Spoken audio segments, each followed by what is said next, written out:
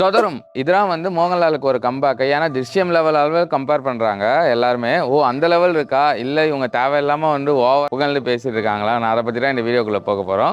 வணக்கம் கைஸ். நீங்க எங்க சேனலுக்கு ஃபர்ஸ்ட் டைம் வந்தா மறக்காம ட்ரையல் அண்ட் செக்ஷனுக்கு சப்ஸ்கிரைப் பண்ணுங்க. இந்த மாதிரி நிறைய வீடியோஸ் உங்களுக்கு காத்துட்டே இருக்கு. வாங்க டைம் வேஸ்ட் பண்ணாம வீடியோக்குள்ள போலாம்.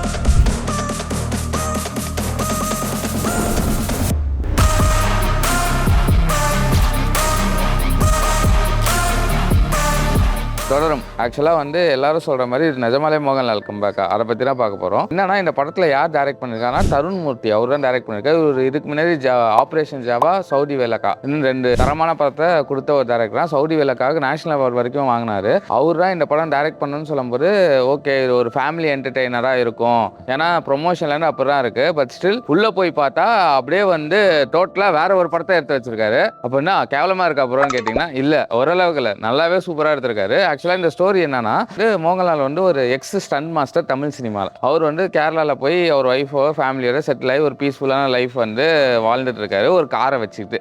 திடீர்னு என்ன ஆச்சு, அவர் ஒரு மாஸ்டர் சென்னையில் இறந்துருப்பாரு, அதுக்கு போயிருப்பாரு. அந்த டைமில் வந்து என்ன இருக்குன்னா இவர் காரை வந்து மெக்கானிக் ஷெட்டில் விட்டுருப்பாரு. அங்கே வந்து என்ன ஆயிடுச்சு, ஒரு கேஸில் வந்து அந்த காரை எடுத்துகிட்டு போயிடுவாங்க. வந்து ஒரு போலீஸ் ஸ்டேஷனில் வந்து இந்த காரை கொடுங்க, அவங்க என் காரை நான் விட்டுட்டு போயிட்டேன், அவங்க யூஸ் பண்ணாங்க, எனக்கு என் காரை திருப்பி கொடுங்க, அது என் பையன் மாதிரி அப்படின்னு சொல்லி அந்த போலீஸ்காரங்கிட்ட போய் சண்டை போடுறாரு. அதுக்கப்புறம் வந்து நிறைய ஈவெண்ட்ஸ் நம்மளே எக்ஸ்பெக்ட் பண்ணாத ஒரு நடக்கிறதா இந்த படம். ஆக்சுவலாக சொல்ல போனால் நான் ஒரு ஸ்டோரி சொன்னேன், அந்த ஸ்டோரியும் அந்த கோர் பிளாட்டுக்கு சம்மந்தமே இல்லாத ஒரு கோர் பிளாட் தான்.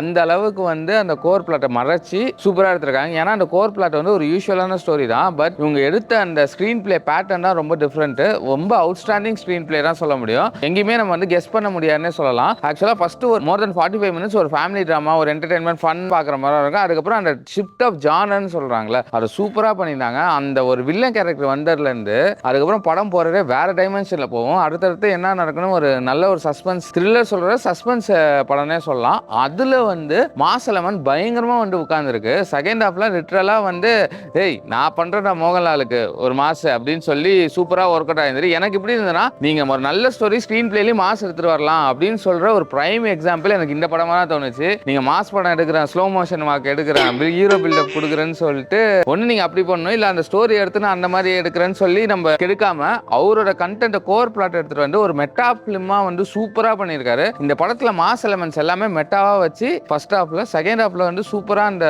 மோகன்லால் ஒரு கம்ப்ளீட் ஆக்டரா ரொம்ப வருஷத்துக்கு அப்புறம் வந்து பயங்கரமா யூட்டிலைஸ் பண்ணியிருக்காருன்னா சொல்ல முடியும். ஃபன் எலமெண்ட் இருக்கட்டும், ஃபேமிலி எமோஷன்ஸாக இருக்கட்டும், ட்ராமாவாக இருக்கட்டும், அது எல்லாமே பக்காவாக அவர் வந்து கேப்சர் பண்ணிருக்காரு. ஆக்ஷன்லையுமே அந்த மாஸ் அப்பீலிங் கொடுக்குறது வந்து பயங்கரமாக இருந்தது. அதே மாதிரி இன்னொரு கேரக்டர் நம்ம சொல்லி ஆகணும். நான் எப்போதுமே சொல்கிறது என்னன்னா, ஒரு ஹீரோ கேரக்டர் இருந்தால் வில்லன் கேரக்டரும் ஸ்ட்ராங்காக இருக்கணும், அப்போ அந்த படம் வந்து நல்லா இருக்கணும். இந்த படத்தில் அதை பர்ஃபெக்டாக பண்ணியிருக்காங்க. ஆக்சுவலாக ஹீரோ கேரக்டரும் நல்லாவே எழுதியிருக்காங்க. கடைசி வரைக்குமே அந்த வில்லன்னஸ் வந்து அவருக்கு எங்கேயுமே போல. அந்த ஆளை பார்க்கணும் போடுறா அவனை அப்படின்னு நம்மளுக்கே தோணல. அந்த மாதிரி ஒரு டிசைனா அது சூப்பராக நடிச்சிருக்காரு. ஆக்சுவலாக ஒரு நியூ கம்மரா பிரசாந்த்னு சொல்லிட்டு அவர் வந்து கண்டிப்பாக ஒரு ரவுண்டு கண்டிப்பாக வருவார். இதுக்கப்புறம் எல்லா இண்டஸ்ட்ரியிலுமே ஆக்சுவலாக ஒரு ஃபிலிம் ஆட் மேக்கர், ஓகேவா, அவரை வந்து கொண்டு போய் ஒரு தரமான ஒரு நடிப்பு தான். அதுக்கப்புறம் வினு பாப்பான்னு சொல்லிட்டு அவர் கூட இன்னொரு போலீஸா எஸ்ஐயா வருவார். 2 பேருமே வந்து செம்மையாக பண்ணியிருந்தாங்க.